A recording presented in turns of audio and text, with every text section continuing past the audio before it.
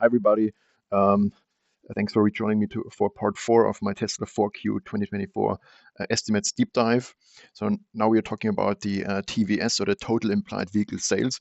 This is what I would call an alternative performance metric that I invented for Tesla, because people always talk about Tesla in terms of Tesla being an auto seller. So okay, if people want it, then let's turn everything into auto metrics, was the thought. And so what I did is I took the gross profit of the energies business, and I divided it by the gross profit per vehicle to see how many vehicles Tesla would need to sell in a given quarter, given a certain achieved average gross profit per vehicle, to compensate or to replace the energy segment. And when you run this calculation for each quarter, and you basically get in fourth quarter to 128,000 additional vehicles. So basically, Tesla reported 496,000 vehicle sales. Because the gross profit per vehicle decreased in 4Q because of all the incentives, etc., that we just discussed in earlier parts of the video series, the smaller per vehicle gross profit now makes every dollar of energy gross profit more valuable, i.e., it generates more vehicle equivalents. And this effect, together with the significantly growing energies business, led to this huge increase in Q-on-Q vehicle equivalents of the energies business. So over here, if you have the legends, and you can see in 4Q, so when you run these calculations, you get to 128,000 vehicles. Sorry, here is a slight update miss. So here in the bullet point, it says 127,000. So I likely made some small tweaks to certain assumptions and I forgot to update this. So please keep that in mind. That's why you have here a little mismatch. But bottom line, the charts are always the correct numbers, because this is all linked to the model, and except the bullets. So any number you see in the bullet points is not linked to the model. So there can be an oversight where I forget to update if I change something. But long story short, when you then add this to the actually reported numbers, you see how if you translate the energies segment into an auto segment based in this framework, you see how Tesla's volume actually goes through the roof. So we go to over 600,000 vehicle sales in fourth quarter, and you can see that the massive ramp up. And by the way, down here you can see it used to be even negative, and this is when the energies business was loss making, obviously, so the gross profit negative. And then when you look at, okay, how does this look like for the entire year? So the total vehicle equivalent for a year is over 2 million, 2.14 million, up from 1.94 million a year earlier. And you can see this interesting point or interesting observation. So on this vehicle equivalence basis, the auto business last year, sorry, in 2023, was 93%, has dropped now to 84%, and the total vehicle equivalent, so this number grew 45%, and this year grew 10%. So again, this is like an alternative way of looking at Tesla's auto plus energy segment combined, to give you like these two metrics in one metric, because people always talk about vehicle volumes. I think vehicle volumes is perhaps one of the least interesting metrics in Tesla, because ultimately a stock is not priced on how many units of something you sell. For example, Nvidia is not priced by how many H100s or etc. They are selling. It ultimately comes down to earnings, cash flow generation, and once the Tesla moves more into a software-driven company, it already is to a large degree. This will be very clear, because at some point vehicle units will not be growing meaningfully, but earnings will go through the roof. But we'll discuss this later. So then we move on. So now we're talking about vehicle production cost, and this is the across all product lines, 3Y, SX, Cybertruck, the average production cost. And you can see here, I estimate the average across all vehicles 35,400. And this is driven by, first of all, a lower share of costlier vehicles to make.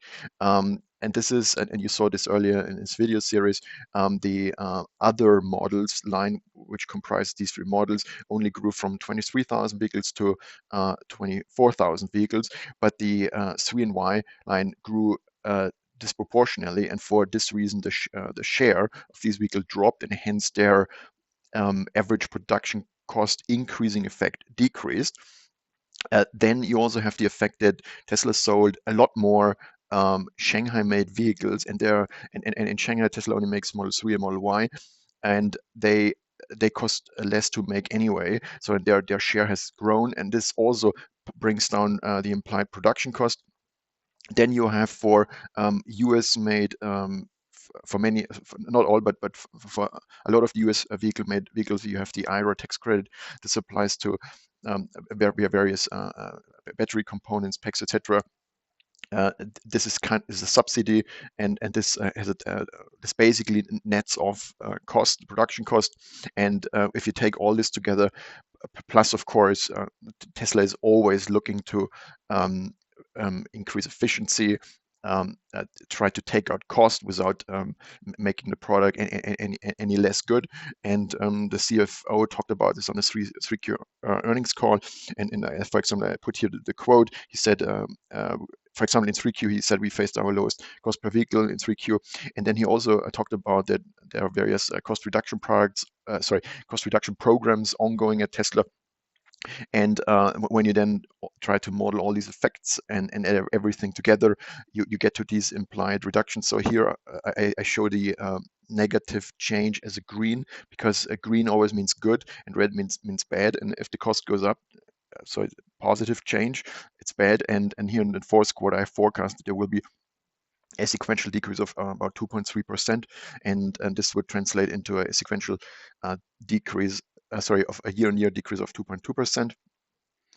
So on this next slide, we look at the cost per vehicle on a product basis, and you can see that I expect further reductions in the 3 and Y cost, but significantly less than last quarter.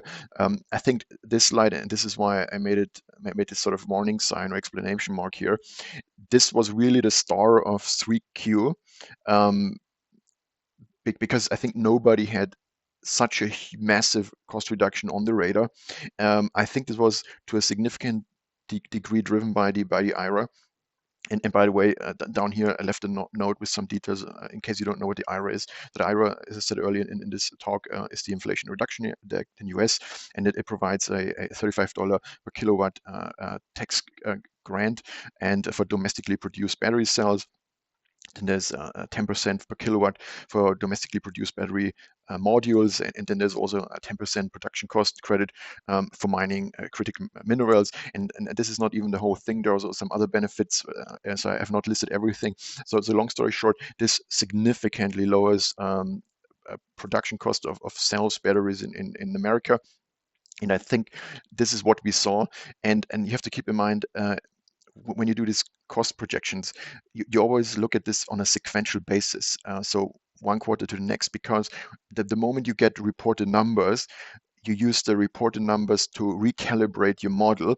And then, so that therefore, you always go from the reported implied cost number to basically then the forecast. So I forecast an incremental benefit for next quarter of around $325 per Model 3, Model Y. This has to do with further ramping new Model 3, and I left here some comments from 3Q call from management. So this is improving. I expect this to continue. Then there is, as I mentioned earlier, there's a larger share from Shanghai-made vehicles. This is positive. Then because the volume is much larger, there's more fixed cost absorption. You can spread a certain fixed costs over more units. There's also a favorable development in cell cost. So lithium prices have further decreased, although this is by my estimate, a very small effect in 4Q. But lithium prices are quite low by historical standards. And then also other raw materials, steel, aluminum, copper and other materials have also developed favorably. Also, global shipping cost has also seen some easing. So overall, 4Q on the cost side should provides a sort of a positive backdrop. Then on this slide, we look at the implied SNX cost, and here I also expect some more cost reduction, although this is more limited, and the reason has to do sort of the fact that the background is the SNX volume has decreased to very low volumes, and so basically you have then the opposite effects of fixed cost absorption. But the big question mark I have about the SNX lines is because parts of it have been in operation for a very long time. Of course, there was in 2021 there was the refresh, but it's possible that some tooling is actually fully depreciated. But this is very hard to figure out outside in. There's simply not enough disclosure. But this so the cost could actually be lower than one would expect. But this is just something I wanted to point out. But we can't know outside in, unfortunately. Then we look at Cybertruck cost. So these are some high-level estimates based on other production ramps I've seen of similar vehicles in the industry, and some other bottom-up calculations that I published previously. So this is just the summary. We got last quarter in 3Q, we got an important data point from the CFO. He dropped that Cybertruck became for the first time gross margin positive. So he didn't tell us how many percentage points, but by the average selling prices of the Cybertruck, and we can roughly estimate where this might be. And basically, based on these thoughts, I derived a Cybertruck production cost. And again, I looked at companies like Rivian and other companies, how they have brought down their costs from quarter to quarter sequentially. And some of these observations I've applied to my Cybertruck cost reductions. So I think Tesla probably gets in 4Q very close to the cost of the entry-level Cybertruck.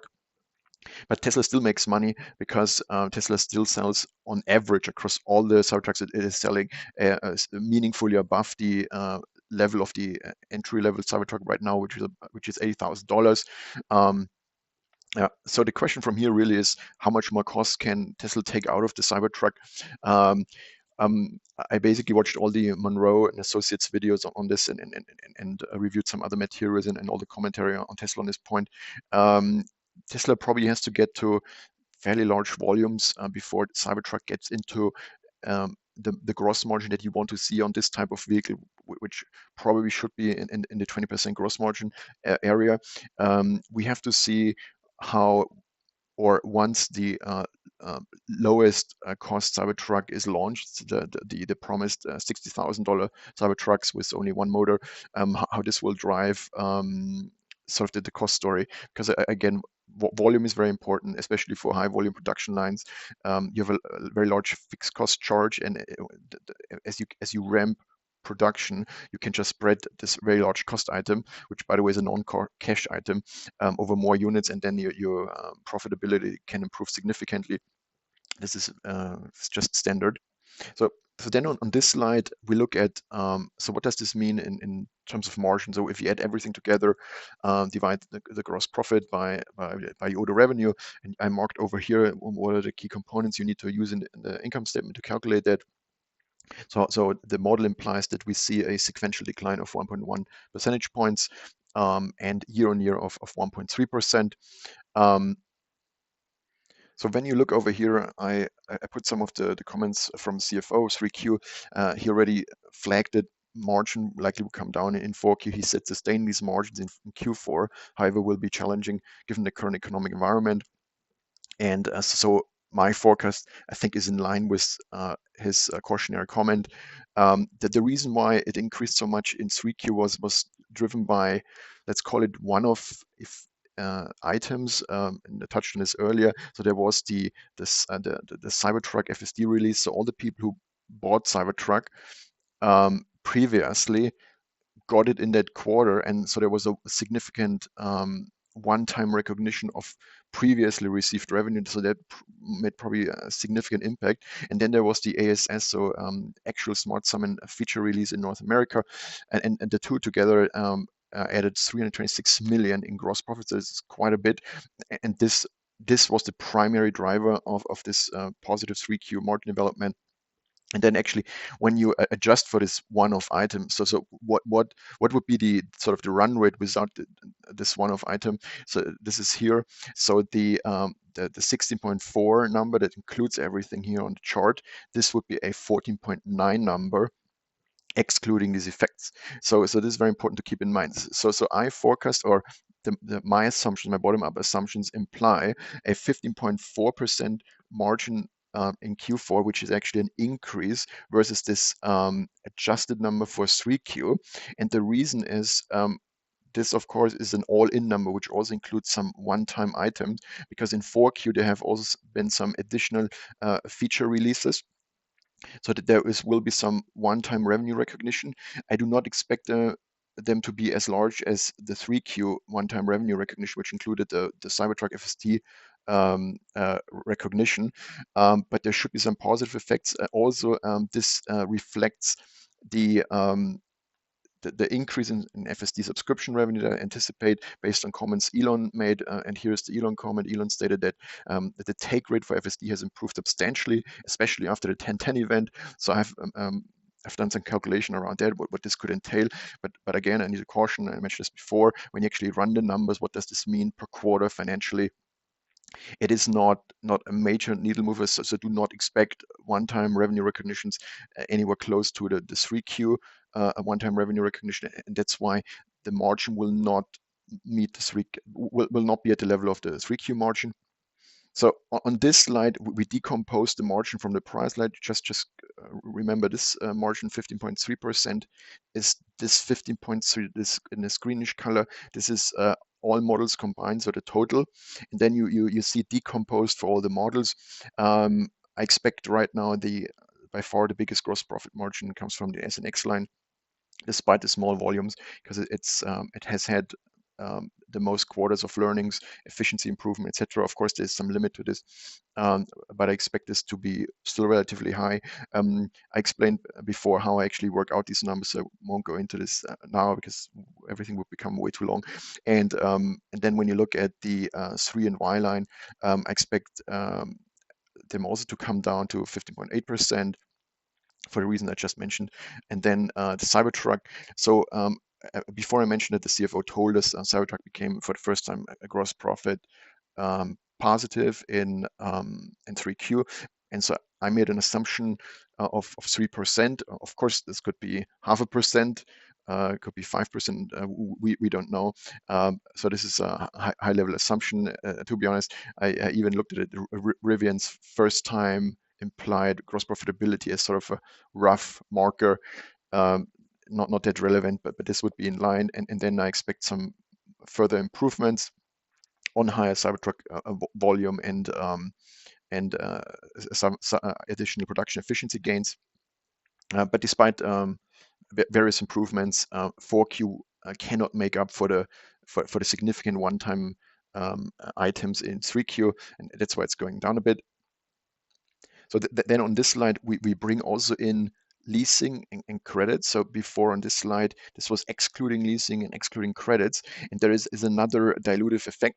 I explained earlier that leasing sales do not look great within financial accounting frameworks. And this also has a dilutive effect on the margin. Credits help the margin. I expect some sequential improvement or increase in credit sales as laid out earlier, but the net effect is that I forecast the 4Q margin to be slightly below the 2Q margin, and the 3Q margin was really an outlier because, first of all, it had these significant one-time revenue recognitions from the feature release, Cybertruck, yada, yada, yada, as I explained. There was also a very low leasing share. There was also a better mix relative to 4Q. And basically all these items that boosted 3Q margin have now are basically now absent. We have a very high, for Tesla standards, we have a very high leasing share. We have much lower FSD revenue recognition, and we have a less favorable mix and much, much higher incentives. So all this together creates the perfect sort of combination to create margin pressure, and this is what you see in the forecast. So now we will get into energy storage gross margin. But this is something I will discuss in the next part of this video series, because this video is already around about 20 minutes long. So see you in the next one. Bye.